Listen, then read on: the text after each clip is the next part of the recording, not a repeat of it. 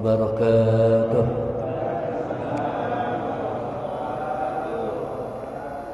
Bismillah walhamdulillah wassalatu wassalamu ala rasulillah Sayyidina wa nabiyina wa maulana Muhammad bin Abdullah wa ala alihi wa sahbihi wa mawalah. La hawla wa la quwwata illa billah, amma ba'd.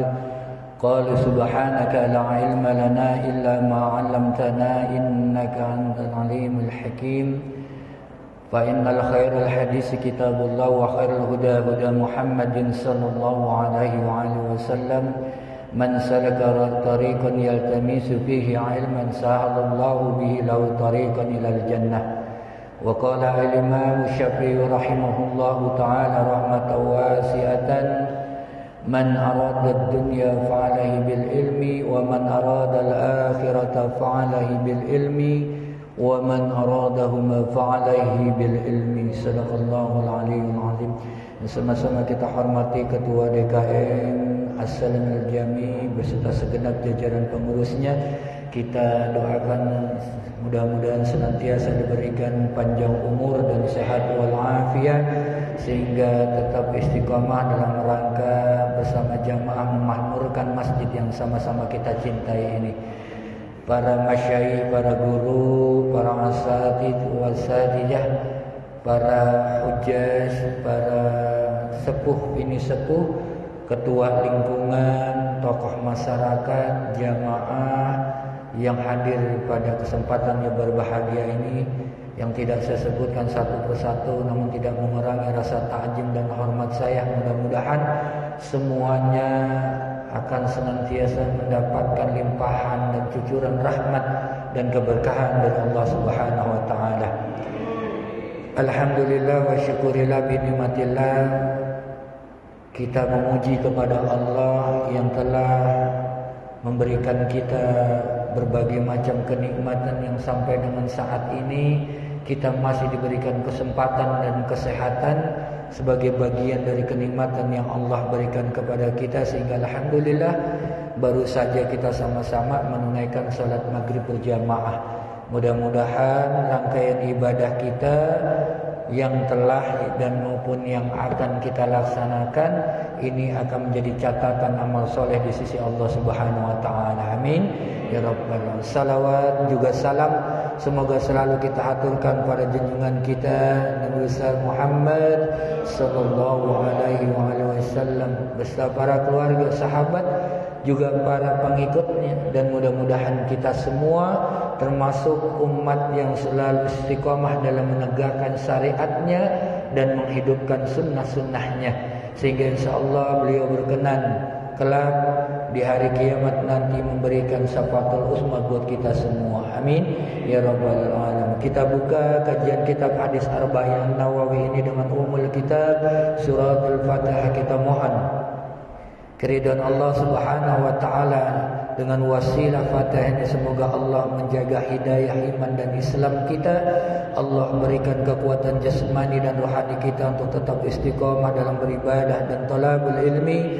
Duduknya kita dalam majlis ini mudah-mudahan oleh Allah diberikan anugerah ilmu yang bermanfaat di dunia wal akhirah. Ya, kita berharap mudah-mudahan Allah memberikan kemudahan dalam segala urusan dunia dan akhirat kita.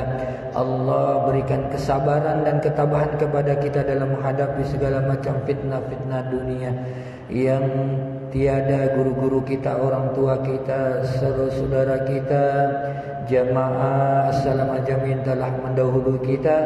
Lebih khusus kepada pengarang kitab hadis Arba'in An-Nawawi Al-Imam An-Nawawi An-Dimashqi An-Nasaiburi, mudah-mudahan dengan karya beliau yang terus kita pelajari akan bersinar alam kuburnya, dan mudah-mudahan kita semua yang terus mempelajari kitab-kitab karya beliau akan dikumpulkan bersama beliau di dalam surganya Allah Subhanahu wa taala. Yang sakit juga kita doakan mudah-mudahan Allah angkat dan sembuhkan penyakitnya serta dipulihkan segera kesehatannya. Yang sedang terhimpit Allah luaskan rezekinya, yang jauh didekatkan, yang dekat dimudahkan untuk meraihnya. Yang sedang gelisah Allah tenangkan jiwanya, yang menghadapi kesulitan hidup Allah berikan jalan keluar yang sebaik-baiknya. Setiap saat kita tidak pernah lepas dari limpahan rahmat dan keberkahannya, sampai dengan akhir kehidupan kita diwafatkan dalam keadaan husnul khatimah. Ala hadiniyah wa ala kulli niyatin salihah wa ila hadratin Nabil Mustafa Muhammadin sallallahu alaihi wa alihi wasallam. Al-Fatihah. Billahi minasyaitonir rajim. Bismillahirrahmanirrahim.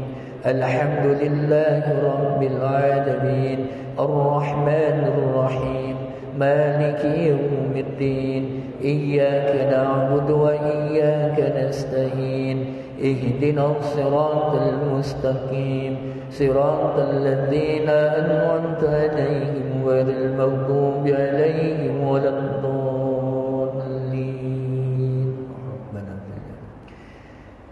Jamaah dirahmati Allah Subhanahu wa taala, kita lanjutkan kajian hadis kita, masih di hadis yang ketiga tentang arkanul Islam. Kita udah membahas tentang syahadat, tentang sholat. Sekarang kita masuk haji. Haji bulan yang lalu udah kita bahas. Saya ingin ngulas lagi untuk mengingatkan kembali dari pertemuan bulan yang lalu, supaya kembali terekam di dalam benak kita, dalam hati dan pikiran kita, kaitannya dengan ibadah haji. Ya, al-hajju, yang namanya haji kita udah tahu bulannya, udah kita sampaikan bulan yang lalu. Ini adalah ibadah yang kata para ulama dikatakan wa huwa ibadatun maliyatun wa badaniyatun.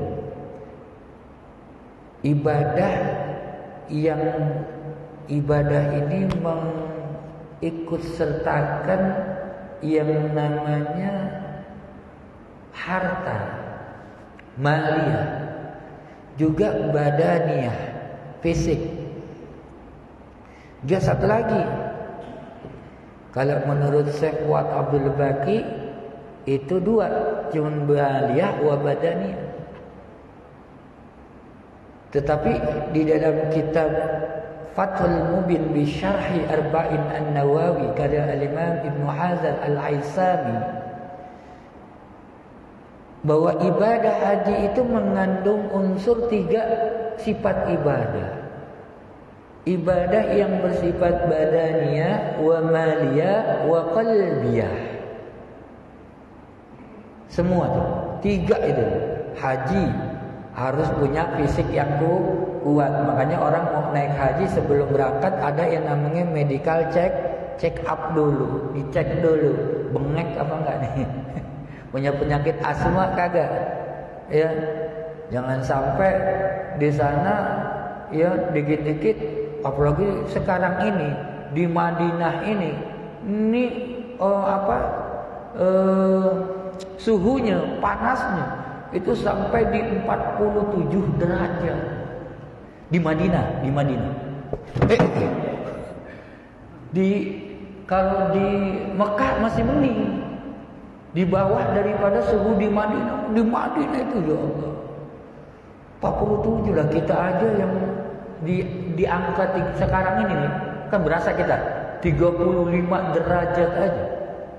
Di kita nih 35 derajat aja kita udah ngos-ngosan. Ya, keluar itu kena angin, itu anginnya panas banget. Berasa gitu. Dikit-dikit pengen apa? Minum. Ya emang. Makanya orang ya luar biasa kalau yang di suhu yang begini nih kita masih bisa puasa sunnah, luar biasa. Ya Allah. Asal jangan puasa, tapi ngedepong di AC. Sama aja bohong. Kagak berasa panasnya. Ini tantangan buat orang yang puasa dengan cuaca begini nih. Ini ujiannya lebih berat ini. Jadi jangan ngendok. Apa ngendok ya? Ngendon. Ada bilangnya. Ya jangan cuma diem aja di tempat yang dingin. Ya apalagi nih di Asalam nih dingin, empuk banget, enak banget ini. Ya buat ngelonjoran. Pengen mau kaki nih ngelonjoran. Dari pagi belum ngelonjoran nih. Malu musim Maulid tuh pengennya silang dulu kan. Gitu. Mau lanjut lagi nih. Tuh. Fisiknya harus dipersiapkan. Kenapa? Perjalanan ibadahnya itu nggak cuma 1-2 hari, tapi 40 hari. Arba'un ayam, 40 hari. Lama lumayan, fisiknya harus dipersiapkan. Di samping fisik ada yang namanya ta'liful qalb. Ada kemantapan hati, makanya ibadah bersifat qalbiyah juga. Lah kalau enggak mantap hatinya, dikit-dikit pengen pulang. Lah kalau bisa naik bis mah naik bis itu pulang. Lah kalau saya mah nginep mau saling mukim di Mina, ya kan tendanya. Kalau dulu sekarang mendingan sekarang tenda-tendanya udah dikasih apa? AC. Lah udah enak sekarang, mendingan musim panas mah mendingan dah. Terus dikasih kasur kan. Udah fasilitas ya Kementerian Agama tuh sekarang udah kasih kasur. Tendanya AC. Kalau dulu wah ya Allah. Lagi musim kemarau, enggak ada AC di tenda. Banyakan orang enggak mau tidur di dalam tenda di Mina tuh. Maunya di mana? Ngampar di luar tenda. Iya. Lah kalau deket rumahnya mah pengennya pulang dulu. Waduh, malam di sana aja dah. Pulang dulu mantap, kalau mau ibadah balik lagi. Begitu. Saking karena hati kita yang mantap. Ada satu kepuasan batin orang yang melaksanakan ibadah haji. Ada karena memiliki rasa kenikmatan dalam ibadah, ya, dalam pelaksanaan ibadah selama di sana. Meskipun beratnya luar biasa.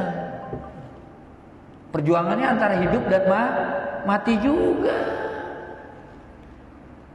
Makanya orang yang melaksanakan ibadah haji, kata Nabi dalam satu riwayat Imam Tirmizi dari sahabat Abu Hurairah dikatakan, salasun da'watun mustajabatun la syikun fihinna. 3 doa yang diijabah, mustajabat. Yang diijabah itu coba dijawab, yang tidak perlu diragukan lagi doanya tuh. Yang pertama da'watus safar, da'watul musafir. Doanya orang-orang yang melakukan perjalanan. Maksudnya safar di sini perjalanan bukan perjalanan maksiat, tapi perjalanan yang baik dalam rangka menjalankan ibadah. Termasuk pulang kampung, pengen silaturahmi ke orang tua. Kalau orang tuanya masih ada hidup, kalau udah kagak ada, dimakamin di kampung, silaturahmi, ingin ziarah. Perjalanan itu, ya, karena apa? Oleh Allah dijamin doanya diijabah, karena perlu perjuangan. Lelah badannya, waktu yang tersita, harta yang berkurang, kan begitu. Begitu juga kan ibadah haji. Kalau enggak mantep hatinya, enggak mungkin. Orang bilang saya pengen balik lagi. Ada enggak dengar berita orang yang melaksanakan ibadah haji kapok? Wah, saya kapok dah, kagak mau lagi dah, kagak enak. 40 hari lagi naik hajinya sendirian, enggak mau istri. Lagi sama istri mau ngapain di sono? Kagak boleh. Kagak enak, kagak boleh ngapa-ngapain, enggak boleh ropas, enggak boleh pusuk, enggak boleh jidal. Kagak ada yang begitu. Rata-rata apa? Karena orang yang melaksanakan ibadah haji mulai berangkat itu sudah menanamkan kemantapan hati, kolbinya. Kenapa? Merasa apa? Terpanggil, sehingga ketika dia sudah terpanggil dan memenuhi panggilan Allah, ya, ketika melaksanakan ibadah itu ada satu kenikmatan. Kalau orang udah merasakan kenikmatan dalam ibadah, itu akan mendapatkan yang namanya kepuasan batin. Ya, kita kalau mengerjakan satu pekerjaan, itu pekerjaan itu selesai sebelum waktunya. Istilahnya tercapai target kita sebelum waktunya. Seneng nggak kita? Seneng gitu. Ada kepuasan batin ya? Ada, kita puas. Itu karena lahir dari hati yang mujahadah, dari hati yang bersungguh-sungguh. Karena tadi ada ta'limul qalbi, ada kemantapan hati. Orang kalau udah mantap hatinya, dia ibadahnya sungguh-sungguh. Tapi ada juga kepuasan batin yang jelek. Ada enggak? Ada enggak orang yang puas batinnya tapi jelek kepuasannya? Kalau tadi kenikmatan yang dia nikmati itu akan melahirkan kepuasan. Kepuasan batin itu lahir dari hati yang qalbun salim, dari hati yang bersih, sehingga dia merasakan nikmatnya dari Allah. Tapi ada juga yang kepuasan batin yang sifatnya buruk. Ini bukan lahir dari hati yang qalbun salim, tapi dari qalbun marid, hati yang sakit. Nih begini. Kalau kita lagi kesel sama orang, benci sama orang, terus orang itu lagi ngerjain sesuatu atau melakukan sesuatu, terus kemudian orang itu ya nggak bisa melakukan sesuatu itu, atau misalnya orang naik motor, orang yang kita kesel tuh, kemudian jatuh di depan kita kesel banget sama itu, sama orang tuh, biasanya kita ngomong begini, syukurin biar modar sekalian. Itu kan lah, omongan gitu kan apa? Lahir dari apa? Kepuasan batinnya.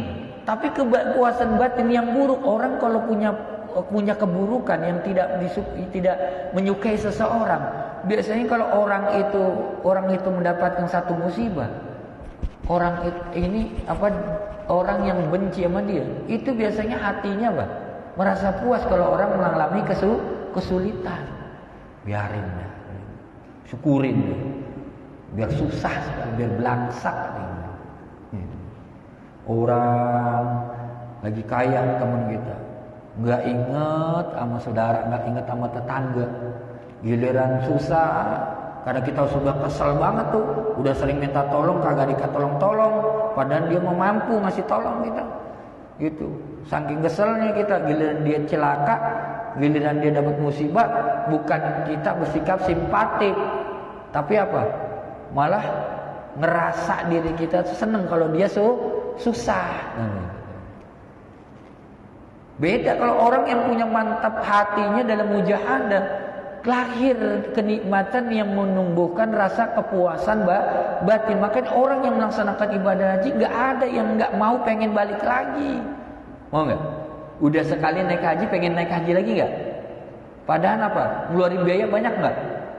Banyak. Belum lagi kalau belanja di sono, belum lagi kalau kena dam. Ya. Belum lagi yang lain-lainnya. Tapi tidak ada istilah orang yang memang menunaikan ibadah haji itu kemudian menyesal. Nah, makanya ibadah haji ini ibadah yang 3 ibadah tadi bercampur di dalamnya. Fisiknya harus kuat, hartanya juga harus cukup. Bukan cukup buat dia yang musafir, tapi yang ditinggalkannya.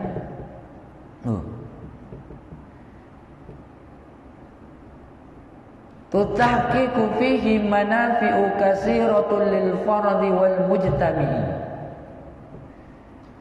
Hakikatnya di dalam ibadah haji itu manafi'u, memberikan manfaat katsiratun, manfaat yang banyak. Untuk siapa? Lil fardi wal mujtami, untuk pribadi sendiri maupun untuk orang lain. Makanya ya coba, kenapa dibilang lil fardi wal mujtami?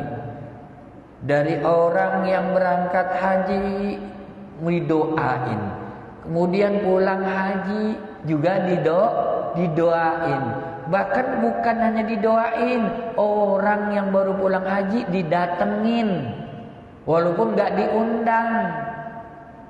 Orang yang pulang haji ingat tetangga bawa apa? Oleh kebagian. Orang yang baru pulang haji itu doanya makbul karena dianggap sudah apa? Kafarah, sudah dihapus dosanya. Makanya dianjurkan biasanya kalau orang yang baru pulang haji atau pulang umrah, biasanya apa? Orang tetangga andai tolan semua itu biasanya datang tanpa diundang, bukan karena ngarepin apa? Oleh-olehnya, bukan. Harapannya supaya didoain, dan memang wajibu disunahkan da'watu mendatangi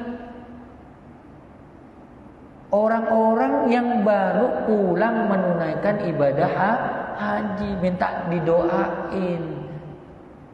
Tuh, karena doanya mustajab. Ada yang merasa malu. Ini di Kartika Wanasari. Malam jam 12 Japri. Saya mau tanya dong, nah hukumnya apa ya kalau kita nggak diundang sama orang yang baru pulang haji, tapi kita datang? Kayaknya seolah-olah kita ngarepin oleh-oleh. Saya jawab, ente mau datang apa kagak? Kalau mau datang ngarepin oleh-oleh atau enggak? Gitu. Niat kita lurusin dulu, bukan ngarepin pengen dapat oleh-oleh. Tapi memang kita pengen dapat doa dari orang-orang yang baru pulang haji. Kenapa? Pahalanya balasan dari Allah itu besar. Al-hajjul mabrur laisa jazau ilal jannah. Haji yang mabrur tidak ada balasannya kecuali surga. Artinya apa maksudnya? Kenapa balasannya surga? Artinya udah dibersihin. Orang yang masuk surga dan dimasukkan surga oleh Allah, orang yang udah bersih dari dosanya. Lah kalau masih berdosa, cemplungin dulu di neraka, digodok dulu. Kalau udah selesai hukumannya, dosanya udah habis, baru dipindahin ke surga. Maksudnya begitu. Kalau kita begitu. Nah, orang yang haji diharapkan mereka yang pulang haji dosanya udah dihapus semua, dia bisa dijamin balasannya masuk surga. Makanya doa orang-orang yang bersih dari dosa, doanya juga mustajab. Doanya Nabi mustajab, doanya waliullah mustajab. Ya, doanya kita nanti dulu. Makanya kata Nabi tadi, bahwa 3 doa yang diijabah oleh Allah selain dakwatul musafir, ya dakwatul mazlumi. Doanya orang-orang yang teraniaya, yang terzalimi. Saudara kita yang ada di Palestina saat ini sedang dizalimi oleh Israel. Kita nggak bisa ke sana. Mereka berdoa. Ada yang nanya lagi, Mas. Malam Sabtu kemarin di majelis, ada yang Ustaz, kan doa orang terzalimi kan doanya makbul, diijabah. Itu bagaimana dengan Palestina? Kan udah lama tuh dijajah sama Israel. Kok doanya belum sampai-sampai juga, belum merdeka-merdeka juga? Kan katanya doa orang-orang yang terzalimi diijabah. Kok sampai sekarang? Kan udah dari tahun 67. 1967 itu dijajah sampai sekarang oleh Israel. Udah puluhan tahun. Kok belum diijabah? Salah. Justru sama Allah orang-orang Palestina sudah dimenangkan dari orang Israel. Dari mana dimenangkannya? Karena memang mereka membela agama Allah. Kalau mereka belum dimenangkan, udah puluhan tahun yang lalu mereka semua di bumi ratakan. Tapi karena mereka ditolong oleh Allah, yang Rasulullah, Allah akan menolong man nasaraddin, siapa yang menolong agama Allah. Jadi apa dalam Al-Quran? Siapa yang menolong agama Allah, maka Allah akan menolong mereka. Kedua, bukan saja mereka yang terzalimi, tapi seluruh umat Islam dunia. Makanya apa? Di seluruh negara-negara yang ada umat Islamnya dianjurkan suruh doa kunut nazilah. Nah, karena ini membawa agama, jadi doa kita juga yang bisa menjadi asbabnya orang-orang Palestina sampai sekarang masih ada. Kenapa? Karena ada jundullah juga di sana. Siapa jundullahnya di sana? Hamas, Al-Fatah, Fatah Hilal. Ada 3 di sana tuh. Itu belum bersatu semua tuh di Palestina. Kalau bersatu, wah luar biasa. Kan mesti berdiri sendiri-sendiri. Hamas sendiri. Gitu. Perjuangan. Kayak dulu, kalau dulu kita kayak Pangeran Diponegoro, daerah per daerah tuh perjuangan melawan komunis. Tapi kalau bersatu, wah. Ini karena asbab doa kita juga. Allahumma ansuril muslimin fi Palestin. Kita doa, ya Allah tolonglah saudara-saudara kita muslim di Palestina. Wansuril muslimin fi kulli makan. Tolonglah ya Allah orang-orang muslim di setiap tempat. Doa-doa kita juga menjadi asbab mereka masih ada. Yang ketiga, da'watul walidi wali waladihi. Doa seorang anak kepada orang tuanya. Makanya banyakin doa buat kita, buat orang tua kita, saudara-saudara kita. Nanti Isya kita kunut nazilah, sama-sama kita doakan saudara-saudara kita. Karena kita nggak bisa ikut berperang, ya sementara kemungkaran memang sudah kita lihat, ya walaupun nggak di hadapan tapi di berita kita udah tahu, ya tapi setidaknya minimal kita mendoakan saudara-saudara kita di situ. Ya, nah keuntungannya apa lagi? Bukan hanya untuk pribadi kita, tapi juga untuk orang lain. Orang kita yang naik haji, kadang-kadang orang sekampung ikut seneng nggak? Ikut seneng. Pak, kalau di Arrodo doain saya ya, supaya saya berangkat haji. Pak, kalau di Arrodo doain saya biar saya dapat jodoh lagi. Pak, doain saya ya biar anak-anak saya jadi anak yang soleh. Banyak titipan doa orang mereka itu biasanya banyak titipan doa karena meyakini. Jadi banyak manfaatnya buat orang banyak. Wa huwa fawqa dzalika kulli mu'tamirin islami kabir. Orang melaksanakan ibadah haji itu mu'tamir, seperti orang yang melaksanakan muktamar. Islami kabir, muktamar umat Islam dalam skala makro. Kenapa? Wa munasibatu azimatu lil iltiqa'il muslimina min kulli baladin. Karena di sana ya oleh Allah dipertemukan saudara-saudara kita dari belahan dunia. Bukan hanya warga negara Indonesia, tapi warga negara yang ada di seluruh dunia ini, umat Islam berkumpul di sana dalam skala makro. Tentunya di sana ya berbagai macam ras, etnis, kulit, bahasa, dan juga paham. Semua sama gak? Ibadahnya sama gak? Sama. Ngucapin talbiyah sama, tawaf sama. Jumratul Aqabah sama. Wukuf di Arafah sama enggak? Sama. Semua ibadah haji sama. Enggak ada yang kaya, yang miskin sama, yang pejabat, rakyat sama semua. Enggak ada yang beda. Dan di sana enggak ada yang nyala-nyalain. Ada di sana yang nyala-nyalain. Itu tuh begitu sholat di Masjidil Haram misalnya, lagi sholat. Itu sholat tuh begitu. Di sana yang kunut ya kunut, yang enggak mau kunut enggak usil. Jangan pulang dari ibadah umroh atau haji usil lagi, jangan. Di sono doang enggak usilnya. Yang kunut enggak dimarahin di sono. Tapi giliran pulang lagi diusilin lagi. Yang tangannya gerak-gerak di sono enggak diusilin. Yang enggak gerak juga enggak diusilin.